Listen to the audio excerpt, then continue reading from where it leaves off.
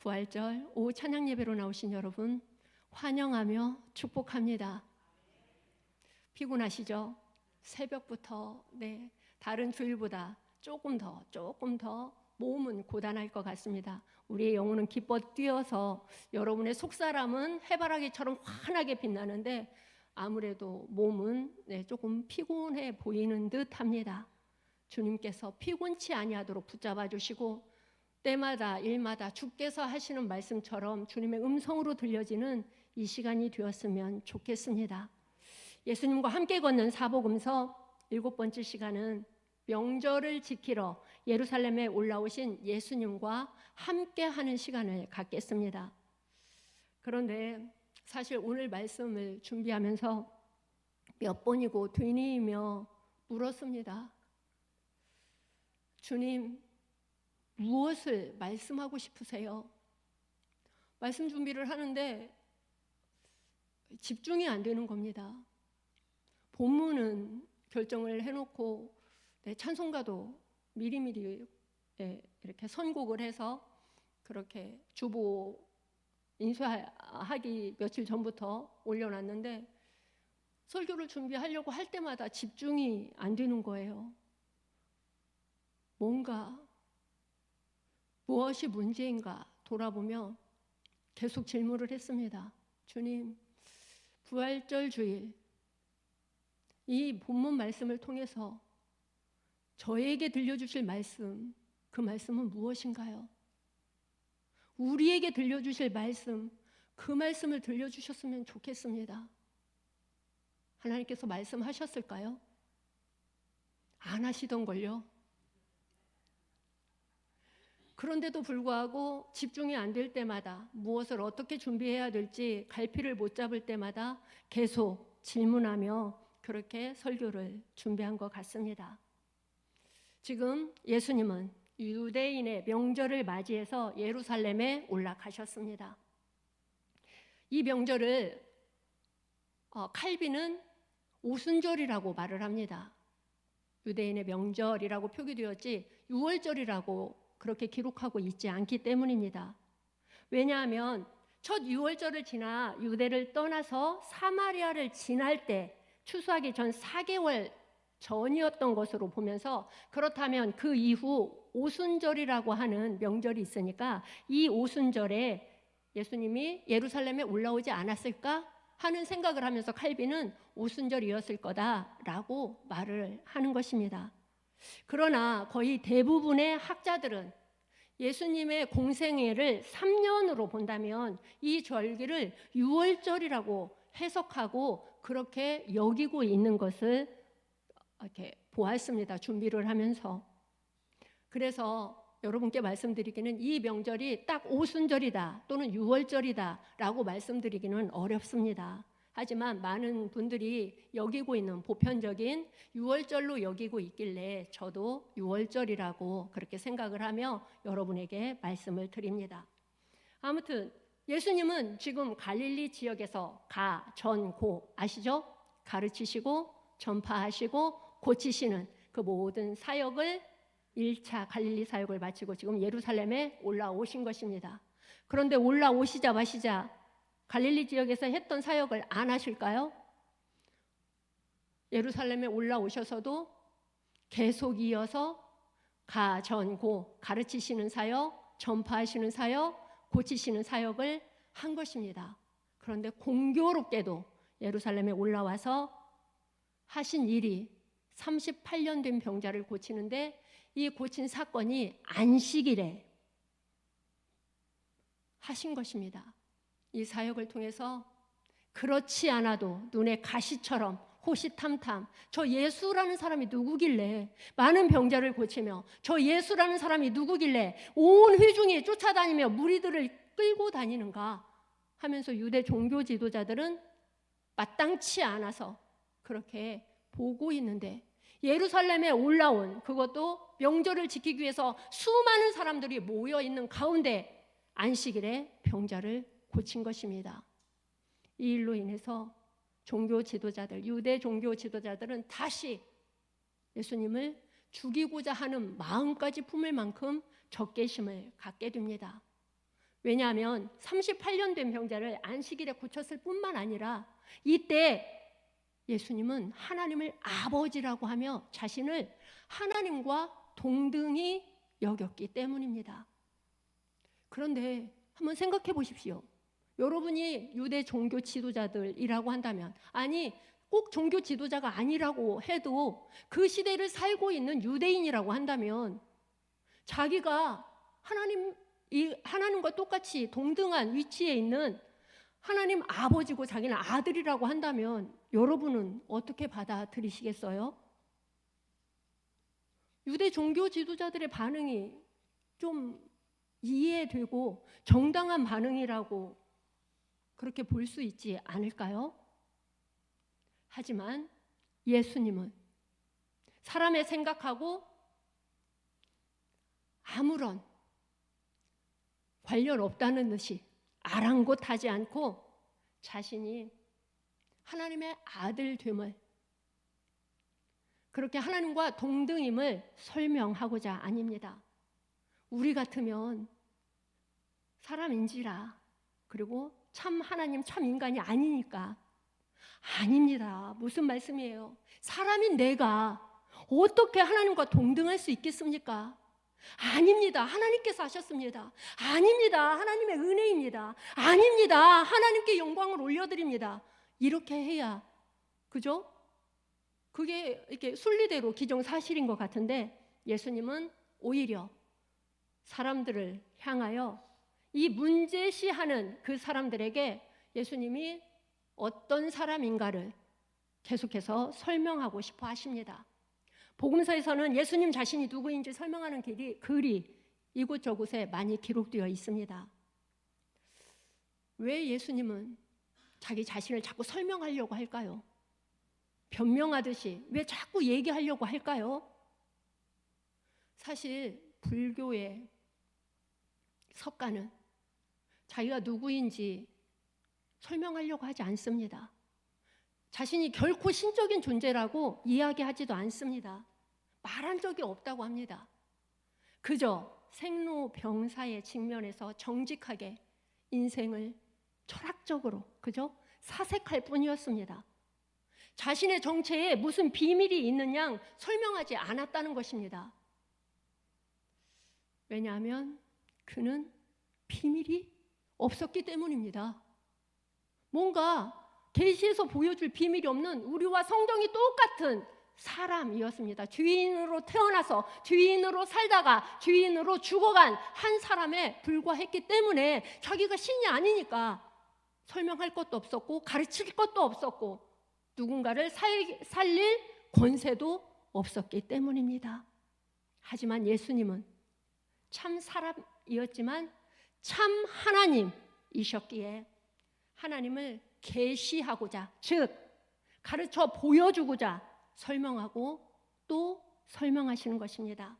오늘 읽은 본문에서도 자신이 누구인지 스스로 밝히는 설명을, 자증적 설교라고 하죠. 설명을 하고 있습니다. 첫 번째 우리가 살펴볼 것은 함께 읽어보겠습니다. 시작. 예수님은 하나님의 일을 하는 하나님의 아들이십니다. 그렇습니다. 그런데 예수님 시대에는 아버지와 아들의 직업이 거의 99% 같았습니다. 하나님께서 콜링하셔서 하나님의 사역자, 사사로 또는 하나님의 사역자, 제자로 부르지 않는 한 아버지의 그 일, 가업을 이어받아서 아들이 그대로 전수받는 그런 시대였습니다. 즉 목수의 아들이다. 이 말은 그의 직업도 목수다라는 의미였다는 것입니다.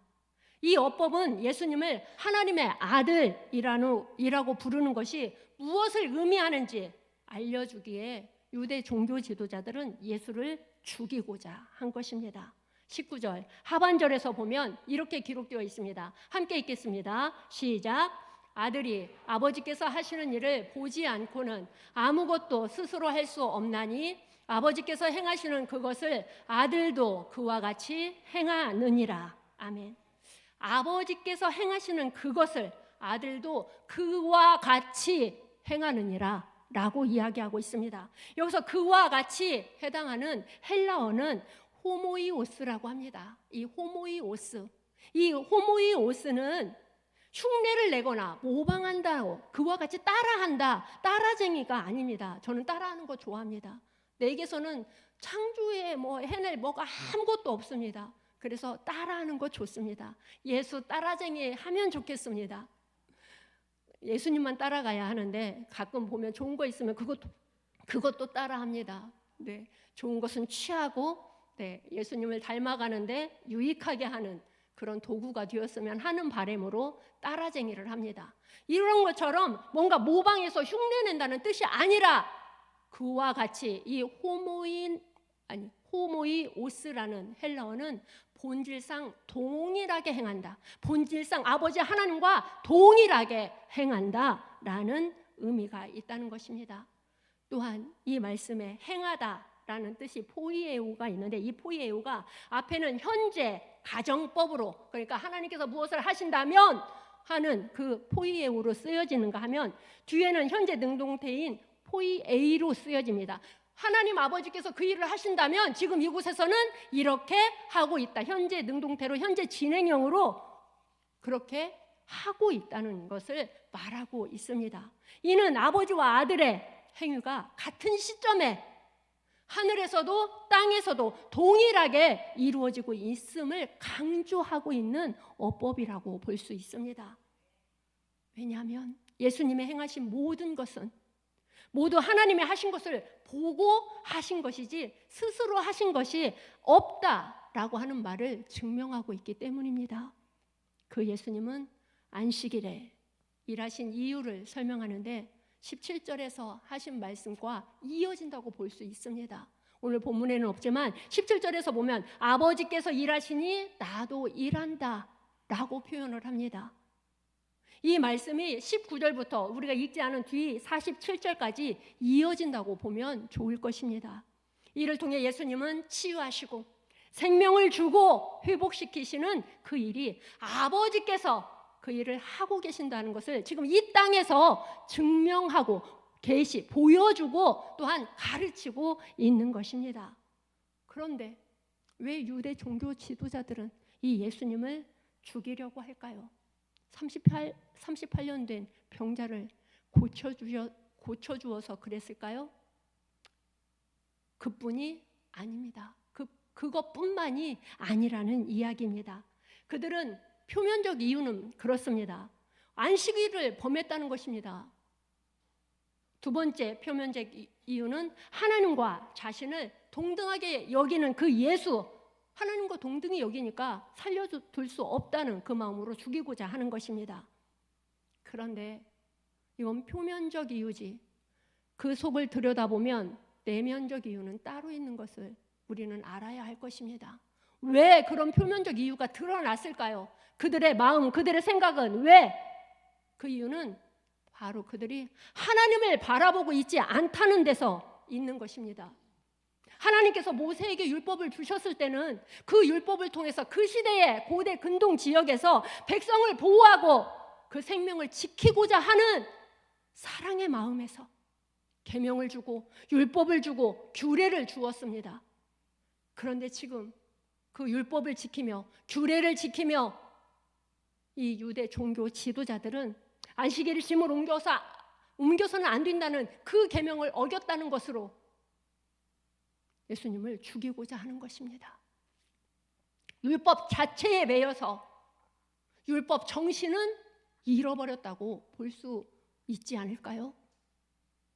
하나님이 주신 법의 정신, 그것은 무엇입니까? 사랑이고 생명입니다. 우리는 결코 제도 또는 관습에 매여서 본질을 잃어버려서는 안 될 것입니다. 하나님 아버지께서는 지금 죄악 속에서 죽어가는 인간을 구원하는 일을 하고 계십니다. 사랑이 없이 가능할까요? 아니, 우리를 얼마나 사랑하면 독생하신 아들을, 하나님을 이 세상에 인간으로 보내줄 수 있을까요? 상상할 수도 없습니다. 상상할 수도. 얼마나 사랑하면 그 아들을 내어주는 것 자체가 우리를 얼마나 사랑하는지를 보여주고 있고 확증하고 있는 것입니다. 죽음에 청한 영혼을 생명이 없으면 살릴 수 없기에 하나님과 같은 마음, 같은 뜻으로 순종하시는 그 예수님의 사랑, 그 예수님의 사랑은 하나님의 아버지의 사랑보다 덜할까요? 십자가에서 죽으셨으니까 더하다고 할 수 있을까요? 덜하지도 더하지도 않습니다. 하나님 아버지와 일체된, 삼위일체된 아들 되신 예수님의 사랑도 아버지 하나님 마음과 똑같이, 아버지 하나님의 사랑과 똑같이 그 사랑 그대로 확증하고자 이 세상에 오셨으며 우리를 위해 그 십자가의 길 기꺼이 힘들지만 외롭지만 두렵고 무섭지만 할 수만 있으면 피하고 싶었지만 사랑하니까 자원해서 선택해서 십자가의 길을 걸어가셨고 십자가에 달려 죽으셨습니다. 그렇기에 이렇게 생명을 살리기 위하여 구원하신 그 예수님, 하나님께서 일하시니 안식일 제도 관습 상관없이 나도 일한다 라고 말하고 있는 것입니다. 하나님께서 인간을 사랑하시고 인간을 살리시는 분이기에 예수님도 그것을 그대로 재현하고 있는 것입니다. 우리는 지금 예수님과 함께 사복음서를 걷고 있습니다. 그 예수님이 38년 된 병자를 고치시고 유대 종교 지도자들에게 가르쳐 주시는 이 말씀이 지금 우리에게 가르쳐 주시는 주님의 음성으로 들려지기를 간절히 소망합니다. 여러분, 예배드리러 오는 길에 행여나 혹시나 길에 쓰러져 죽어가는 사람을 본다면 어떻게 하시겠습니까? 예배 5분 전 어떻게 하실래요? 달려가도 예배 시간에 늦을 것 같습니다. 어떻게 하시겠습니까? 차를 타고 오다가 그런 모습을 본다면 한쪽에 주차를 할 것입니다. 차에 태워서 내가 달려 응급실을 갈 수도 있지만 그 방법은 지혜로운 방법이 아니라고 합니다. 요즘은 119 연락해서 바로 구급차 타고 응급실로 가는 것이 훨씬 빠르다고 합니다. 그렇게 그 사람을 생명을 구하는 일에 여러분의 시간을, 여러분의 생각을, 여러분의 마음을 쓰지 않을까요? 선한 사마리아인처럼요. 이렇게 사랑과 생명, 이것이 우리가 믿는 예수님을 믿는 또한 부활의 신앙으로 이 믿음의 길을 걸어가는 진리의 주제라고 할 수 있으며 또한 가장 중요한 요목이 될 것입니다. 그렇게 사랑과 생명이 배제된 안식일, 사랑과 생명이 배제된 예배, 하나님이 기뻐 흠양하실까요? 참다운 주님의 날이라고 말할 수 없을 것이며 하나님께서 기뻐 흠양하시는 예배라고 생각할 수 없을 것 같습니다. 사랑과 생명을 잃어버린 그런 안식일은 도리어 사람을 판단하고 정죄하기 쉽습니다. 나아가 지금 유대 종교 지도자들이 예수님을 해하려고 하는 것처럼 그 관습과 제도에 매여서 정죄하고 판단하는 것뿐만 아니라 사람을 해하려고 하는 그런 자리에 설 수도 있다는 것을 잊어서는 안 될 것입니다. 안식일의 그 참된 정신을 완전히 하나님 의도하고 상관없이 그렇게 전락시켜 버리는 태도가 되는 것입니다. 그리스도인들은 관습과 제도에 있어서만큼은 저항하는 마음이 있기를 소망합니다. 하나님 말씀, 그 말씀, 그리고 하나님 마음, 또한 하나님의 뜻, 그것에 비추어 관습과 제도보다 우선하기를 간절히 소망합니다. 두 번째로 살펴볼 것은 함께 읽겠습니다. 시작. 예수님은 하나님 아버지의 권세를 전수받은 생명과 심판의 주관자이십니다. 그렇습니다. 성경은 언제나 마지막이 있음을 알려줍니다. 그죠? 우리도 알고 있습니다. 마지막이 있다는 것을. 누군가 태어나는 가정이 있다고 한다면 어딘가는 또 누군가 소천하여서 장례를 치르고 있는 가정이 있습니다. 인생이 태어나는 것으로 그치는 것이 아니라 마지막이 있다는 것을 우리는 너무나 잘 알고 있습니다. 이 땅에서 우리의 삶은 영원하지 않습니다. 하지만 영혼이 살아가는 그 삶도 영원하지 않을까요? 어느 누구도 죽음과 심판을 피할 수 없는 그 영혼의 영원한 삶이 있음을 다시 한번 각인할 수 있기를 바랍니다. 그렇기에 영원히 살 수 있는 그 길에서 하나님은 사랑하는 하나님의 형상대로 창조를 입은 사랑하는 사람들에게 피할 길을 내셨습니다. 영원히 살되 하나님과 함께 살 수 있는 그 길을 내셨으며 그 문을 내신 것입니다. 구원의 길 바로 예수 그리스도이십니다. 20절 이하를 보면 아들을 사랑하는 아버지는 아버지가 행하는 모든 것을 아들에게 보이시고 또 그보다 더 큰 일을 보이신다고 말씀하십니다. 하나님의 일이란 어떤 일일까요? 곧 사람에게 생명을 주는 일, 그리고 심판하는 일인데 예수님은 하나님의 아들로서 자기가 원하는 자들을 살리는 사역을 하시고 하나님으로부터 권세를 위임받아 사람들을 심판한다고 계속해서 22절에서도 말씀하고 있는 것입니다. 일반적으로 우리가 생각하는 심판하면 무엇입니까? 주인에게 그 죄에 맞게 형벌을 내리는 것이 심판입니다. 그것이 일반적인 심판일 것입니다. 그러나 예수님의 심판은 생명의 심판입니다. 생명의 심판, 생명을 주기 위한 심판인 것입니다. 이를 통해 예수님은 하나님이 공경을 받으시는 것처럼 공경받으시는 하나님의 아들 예수 그리스도가 된다고 말씀하십니다.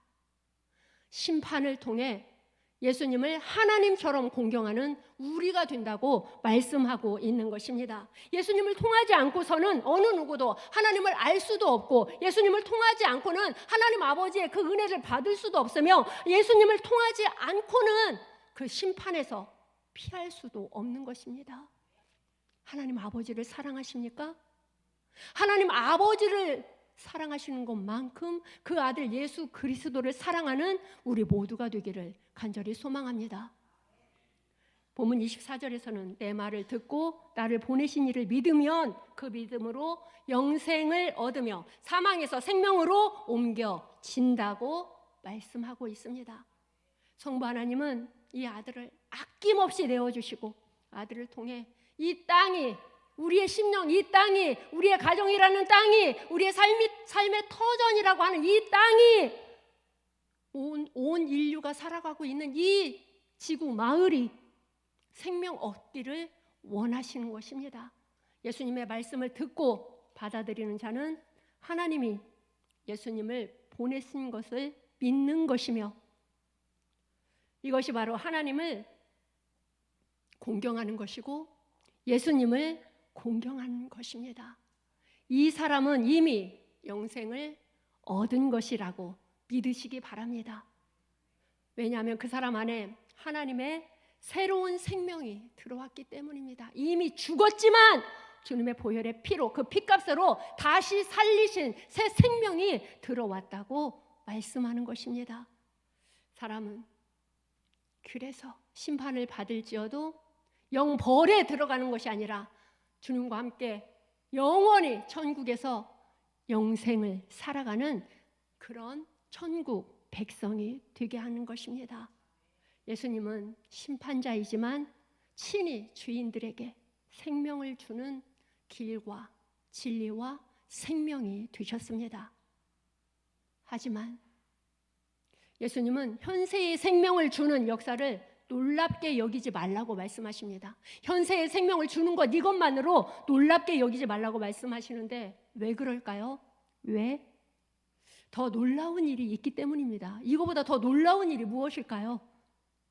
그것은 무덤 속에 있는 자들이 다시 일어날 때가 오는데 무덤 속에 자는 자들이 우리가 믿던 그 예수님의 음성을 듣고 그 음성을 들을 때 다시 일어난다는 것입니다.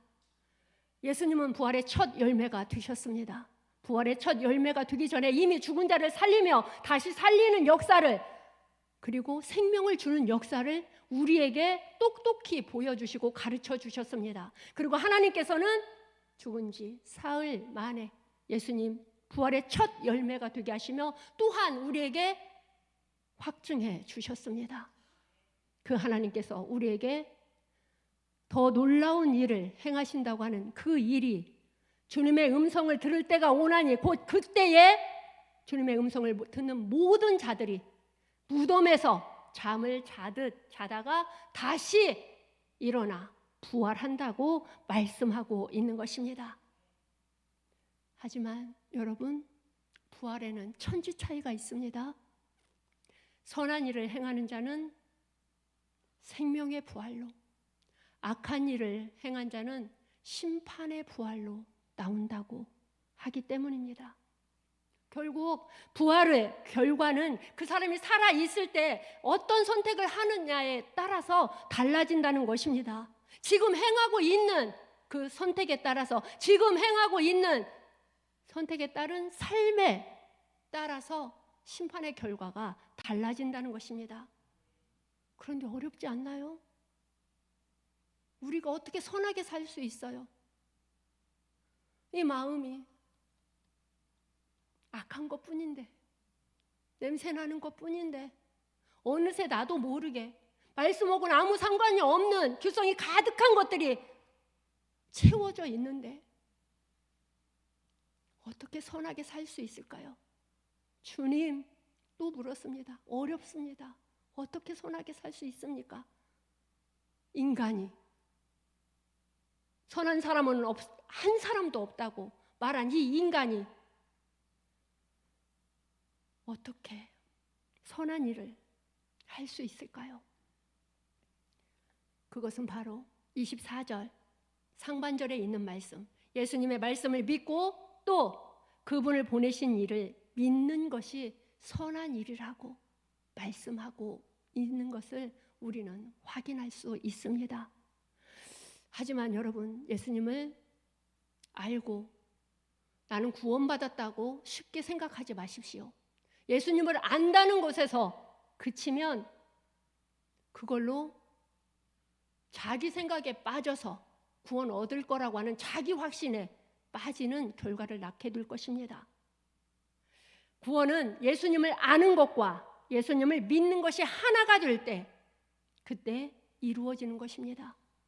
혹시 아직도 예수님이 이 땅에 오셔서 이루어 놓으신 그 구원의 길, 우리를 위해서 십자가에서 죽으셨다는 것이, 더 얼토당토 않는 것은 3일 만에 다시 살아나셨다는 것이 믿어지지 않는다고 한다면 이 시간 믿고자 하는 마음을, 믿음의 선물이라고 하는 그 선물을 달라고 기도하시기 바랍니다. 예수님의 죽음이 나의 죽음이 되고 예수님의 부활이 나의 부활이라고 믿고 시인하며 고백하는 우리 모두가 되기를 간절히 소망합니다. 부활의 첫 열매 되신 예수님이 말씀하십니다. 부활은 반드시 일어날 사건입니다. 이 세상을 살아가는 동안 어떻게 살아야 할지 선택의 기로에 설 때마다 부활 신앙으로, 이 부활 신앙으로 선한 일, 믿음의 일을 선택하라 하십니다. 이 선한 일을 선택하라는 말씀이 주님의 음성으로 들려지는 여러분이 되기를 간절히 소망합니다. 기도하겠습니다. 사랑의 주님, 우리에게 오셔서 우리를 구원하시고 모든 죄와 사망의 권세를 깨트리고 구원하시며 부활의 첫 열매가 되신 하나님 감사합니다. 주님께서 부활의 첫 열매가 되시면 주님의 사람, 그 부활 신앙으로 살아가는 모든 믿는 이들을 다시 주님의 음성이 들릴 때 부활케 하시려고 보여주신 열매가 되신 것을 다시 한번 보고 듣고 배웁니다. 이 믿음을 우리에게 더하여 주시옵시고 부활 신앙으로 승리하는 삶을 살아가는, 늘 주님 편에 서는 선한 것을 선택하는 삶을 살아가는 우리의 삶이 되게 하여 주시옵소서. 예수님 이름으로 기도합니다. 아멘.